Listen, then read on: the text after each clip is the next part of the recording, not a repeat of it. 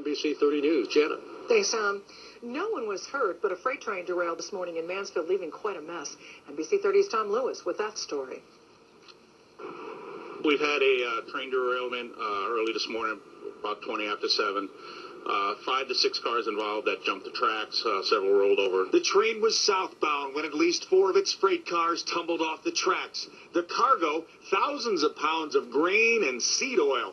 Mansfield Fire initially feared the contents of the cars could contain something more toxic. We made contact with the railroad company and the individuals that were here prior to our arrival, and we made assurance that there were no injuries and that there was no hazardous materials being transported. It surprised me this morning. A contractor was working on the house. He said to me, the train went off the track. I came up here and looked, and there it was. The derailment happened along a busy Route 31. As firefighters and state police poured through the tangled parts of the freight cars, they also had to manage the curiosity seekers who lined the road. They've done an excellent job in regards to keeping people moving. We just went to take a look at it, and they said, you got to keep on going. So no one was injured, and nothing except several thousand pounds of animal food was spilled.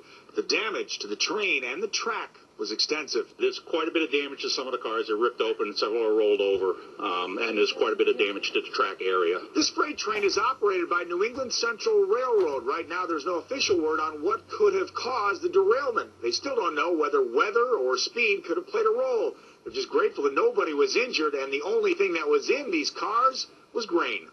Reporting in Mansfield, Tom Lewis, NBC 30 News. A sailor accused of stealing a Navy